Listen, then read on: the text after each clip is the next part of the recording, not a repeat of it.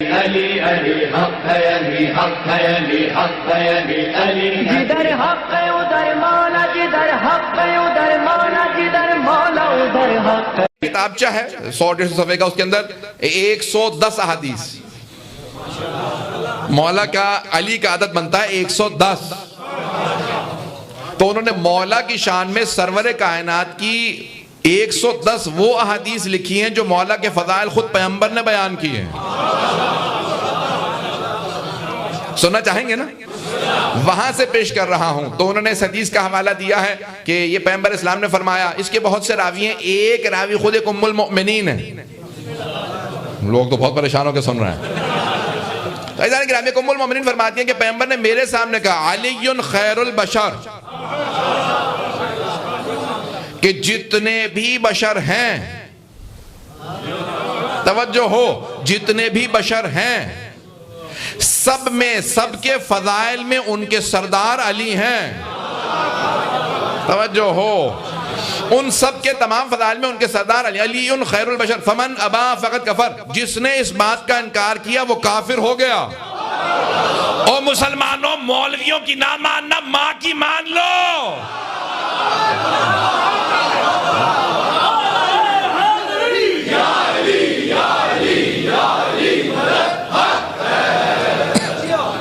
مجھے نہیں معلوم چلے گا میرے نام نے لیا، بس ام المؤمنین کہتی ہے کافی ہے کہ ام المؤمنین فرماتی ہیں پیغمبر نے میرے سامنے کہا، صحابہ سے کہا، اہل بیت بھی موجود تھے، ازواج بھی موجود تھی، صحابہ بھی موجود تھے۔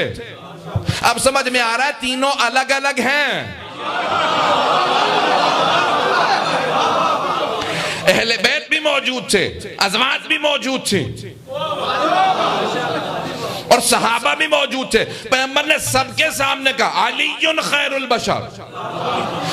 میرے تمام کے تمام شیعہ سنی بھائیوں، جہاں تک آواز جا رہی ہے جملہ پیش کر رہا ہوں، پیغمبر اسلام نے سارے صحابہ کو صحابی کہا ہے، یہ میرا صحابی، یہ میرا صحابی، یہ میرا صحابی، صحابی کہا۔ صحابی کہتے ہیں صحبت میں بیٹھنے والے کو، صحابہ کو صحابی کہا، صرف علی کو بھائی کہا نہیں ہے۔ پیغمبر اسلام نے صرف امیر المؤمنین کو بھائی کہا۔ میں پتہ نہیں بات پہنچا پا رہا ہوں یا نہیں۔ صرف امیر المؤمنین کو بھائی کہا، جسے پیغمبر بھائی کہیں۔ صحابہ کا مقام یہ ہے کہ پیغمبر کو دیکھا کلمہ پڑھنے کے بعد اور اپنے آپ کو غلام کہتے ہیں پیغمبر کا۔ ہم اس لیے ان کا احترام کرتے ہیں کیونکہ وہ اپنے آپ کو پیغمبر کا غلام کہتے ہیں۔ جو اپنے آپ کو پیغمبر کا غلام کہے ہم اس کا احترام کرتے ہیں۔ توجہ، جو اپنے آپ کو پیغمبر کا غلام کہے، یہ کہے میں پیغمبر کو مانتا ہوں۔ مجمع کی توجہ، میں پورا خون جگر دے رہا ہوں آپ کی خدمت میں۔ وہ تمام افراد جو اپنے آپ کو پیغمبر کا غلام کہیں ہم انہیں صحابی مانتے ہیں۔ کون کہتا ہے شیعہ صحابہ کو نہیں مانتے؟ یہ آسمان پہ ہوں تو ستارے ہیں، زمین پہ ہوں تو ہدایت کے منارے ہیں، پتہ نہیں ہم سب کی آنکھوں کے تارے ہیں۔ پیغمبر کے ہوں،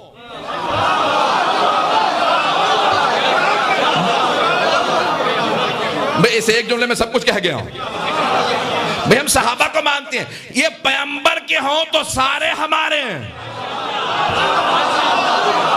پیغمبر کے ہوں تو پیغمبر کے ہوں تو سارے ہمارے ہیں، لیکن اگر پیغمبر کے نہ ہو تو سب کے سب جہنم کے دھارے ہیں۔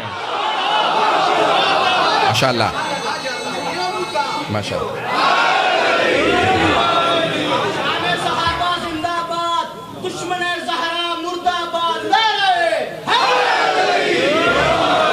بات پہنچ رہی ہے میری؟ عزیزان گرامی، سرور کائنات نے صحابہ کے مجمع میں اہل بیت کے صحابہ ازواج سب کے سب موجود ہیں، فرما رہے ہیں علی خیر البشر۔ مجھے اسی حدیث کو پیش کرنا، علی خیر البشر، علی خیر البشر ہیں، جتنے ہیں سب میں سب سے بہتر ہیں۔ فمن ابا فقط کفر، ابا عربی کا لفظ ہے، ماضی کا صیغہ، ابا کرنا، اکڑنا۔ آپ کو بڑے واضح الفاظ میں قرآن سے دکھا دیتا ہوں۔ اللہ کہتا ہے کہ جب میں نے آدم کو خلق کیا تو سارے فرشتوں سے کہا فقعوا لہ ساجدین، اس کے سامنے سجدے میں گر جانا۔ فسجدوا کل، اللہ کہہ رہا سارے کے سارے فرشتے آدم کے سامنے سجدے میں گر گئے الا ابلیس، سوائے ابلیس کے، ابا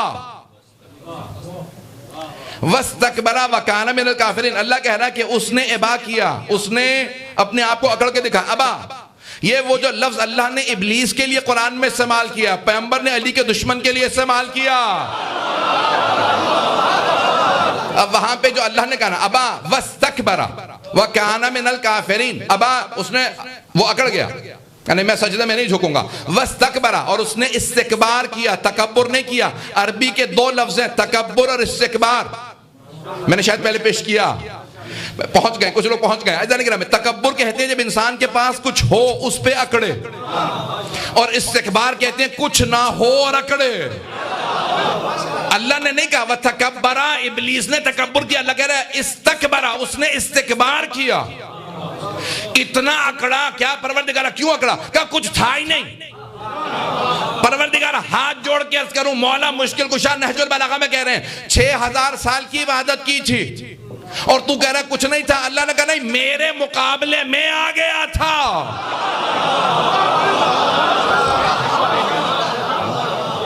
میرے مقابلے میں آ گیا تھا، میرے مقابلے میں اس کے پاس کیا تھا؟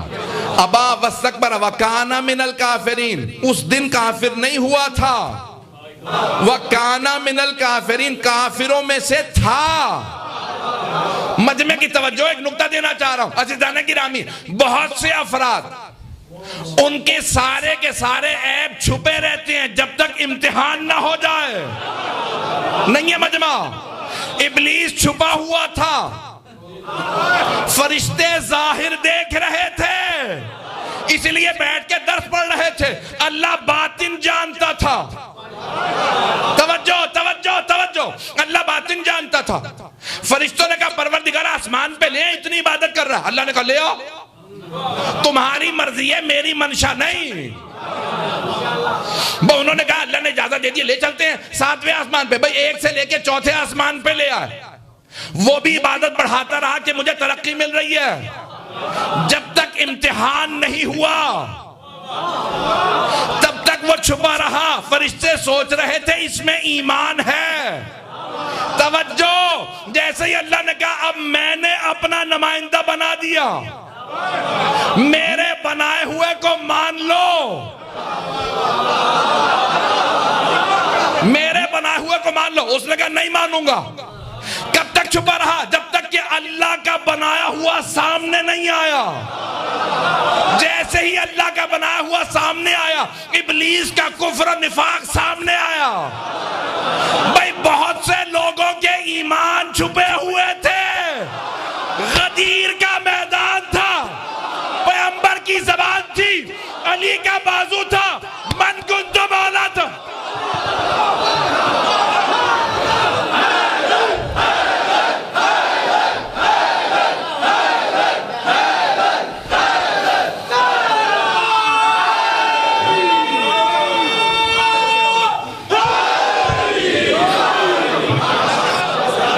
بہت سے لوگوں کے عیبوں پہ پردے پڑے ہوئے تھے، اس سے زیادہ کھل کے تو نہیں کہہ سکتا۔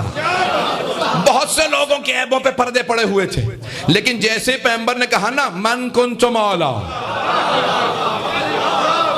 فہذا علی مولا، اب بہت سے لوگوں کے عیب کھل کھل کے سامنے آنے لگے۔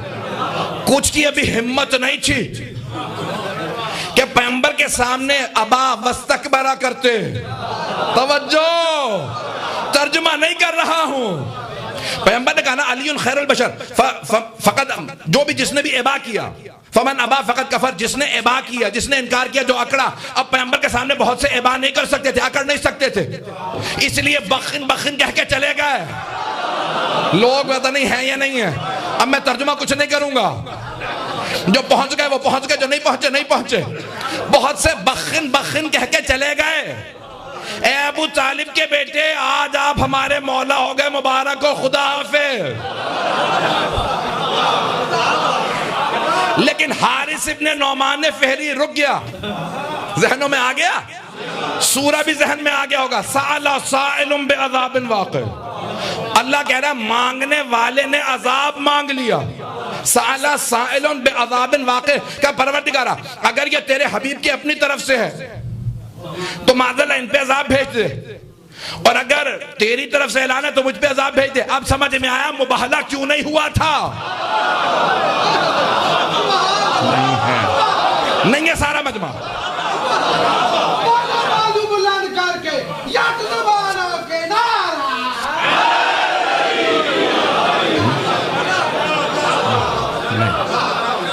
نہیں پہنچا سکا۔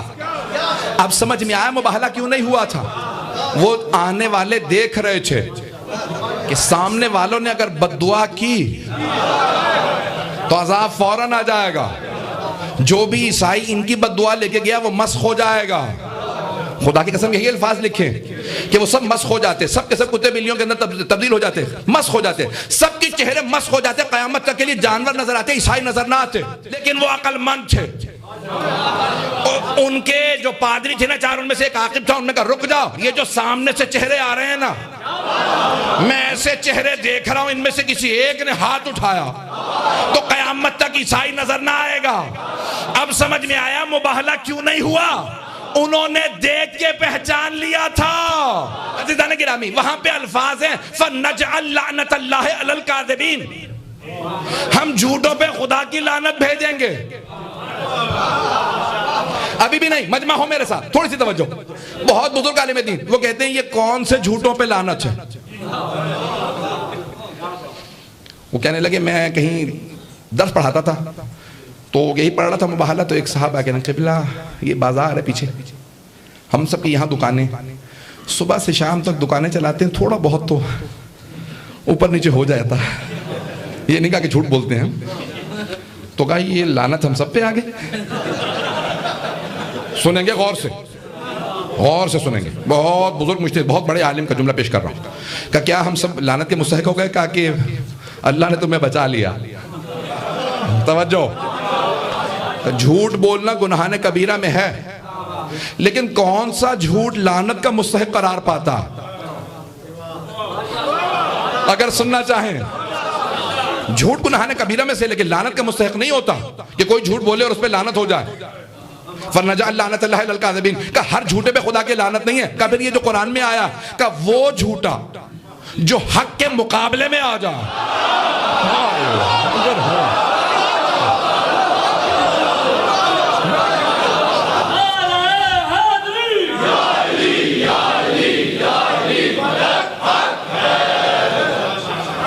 بات پہنچ گئی ہے۔ فَنَجْعَلْ لَعْنَةَ اللَّهِ عَلَى الْكَاذِبِينَ، جو بھی جھوٹا حق کے مقابلے میں آ جائے اس پہ قیامت تک کے لیے لعنت ہے۔ اب توجہ ہو، علی سے بہت سو نے بغض رکھا، عذاب نہیں آیا دنیا میں، آخرت میں ملے گا، لیکن حارث ابن نعمان فہری نے پیغمبر کے مقابلے میں آ کے کہا تھا پروردگار اگر انہوں نے اپنے پاس سے کہا تو ان پہ عذاب نہیں تو مجھ پہ بھیج دے۔ اللہ نے کہا سن، میں بڑے بڑے دشمنوں کو چھوٹی چھوٹی کنکریوں سے مارتا ہوں۔ بھائی دیکھیں کون کون سے بڑے بڑے دشمن، جتنے بڑے بڑے دشمن تھے انہیں کسی بڑے نے نہیں مارا تاکہ ناز نہ کر سکے میں علی کے ہاتھوں مارا گیا۔ علی ہے یا نہیں ہے؟ جانتے سب سے بڑا دشمن پیغمبر کا کون تھا؟ ابو جہل۔ اور جانتے کس نے مارا؟ سب سے چھوٹے صحابی حضرت عبداللہ ابن مسعود نے، جو صحابہ رسول میں جن کا قد سب سے چھوٹا تھا۔ جب سب بیٹھے ہوتے تھے صحابہ اور وہ کھڑے ہوتے تھے لگتا یہ بھی بیٹھے ہوئے، بہت چھوٹے قد والے تھے، سیاہ رنگت تھی، چھوٹا قد تھا، پتلی پتلی ڈانگیں تھی، یہاں تک ایک مرتبہ پیغمبر نے کہا، اور ان سے کام کہتے تھے حافظ کل قرآن تھے، 70 سورے پیغمبر سے سن کے حفظ کیے تھے اور باقی جناب امیر سے۔ ایک مرتبہ کہا یہ ابن مسعود ہے، مسعود کے بیٹے، ذرا جا کے میرا جو مشکیزہ وہ لیا، میں نے وضو کرنا۔ تو گئے، اچھا قد چھوٹا تھا، اب ہاتھ بڑھا رہے ہیں، ہاتھ نہیں پہنچ رہا۔ عرب لمبا کرتا پہنتے تو ان پتلی پتلی ڈانگیں تھی۔ تو صحابی نے کہا میں نام لینے والا تھا،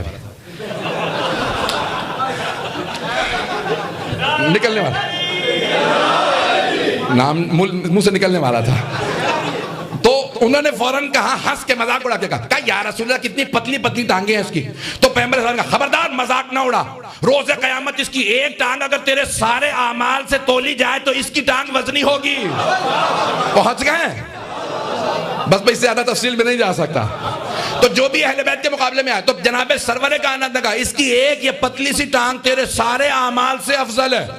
وہ جناب عبداللہ ابن مسعود جب ابو جہل گرا نا گھوڑے سے تو کہو کسان کے بیٹے خبردار ہاتھ نہ لگانا، میں سردار ہوں۔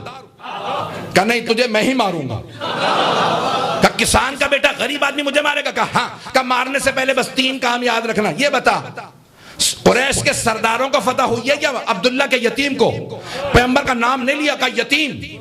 تو جناب عبداللہ ابن مسعود نے پلٹ کے کہا سرکار رسالت مآب، سرور کائنات، اللہ کے رسول، نور دو عالم محمد مصطفیٰ کو فتح ہوئی ہے۔ چلیں گے نا؟ میں پورا خون دے رہا ہوں، پورے جوش سے پڑھ رہا ہوں میں اپنا۔ ایک مرتبہ جناب عبداللہ ابن مسعود نے کہا سرور کائنات کو فتح ہوئی ہے۔ کہا نہ بتاتا تو زیادہ اچھا ہوتا۔ کہا کیا کروں؟ کہا 3 کام یاد رکھ، میرا خول مت اتارنا۔ کہا کیوں؟ کہا بہت قیمتی ہے، میں پیسے والا آدمی تھا، لوگوں کو پتہ چلے میں پیسے والا تھا، یہ بہت قیمتی ہے، یہ مت اتارنا۔ دوسرا کام، جب سر رکھو نا تو میرا سر بیچ میں رکھنا، میں سردار ہوں، اور گردن ذرا لمبی کاٹنا، پتہ چلے میں خاندانی آدمی تھا۔ مر رہا ہے، تکبر کیسا ہے۔ تو جناب عبداللہ ابن مسعود نے خول اتارا سر سے اس کے، کہا خول تو ابھی اتار کے پھینک دیا، اور کہا میں بھی نہیں لے کے جاؤں گا، فقیروں میں بانٹوں گا۔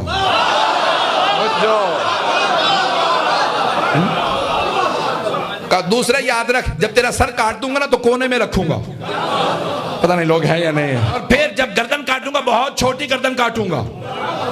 کہا کیوں تو میرے ساتھ یہ سب کچھ کر رہا ہے؟ جانتا نہیں تو میرا ایک مرد غلام تھا؟ کہا یہی تو سمجھا رہا ہوں، غلام غلام نہیں رہتے، جو محمد کو مان لے وہ سردار۔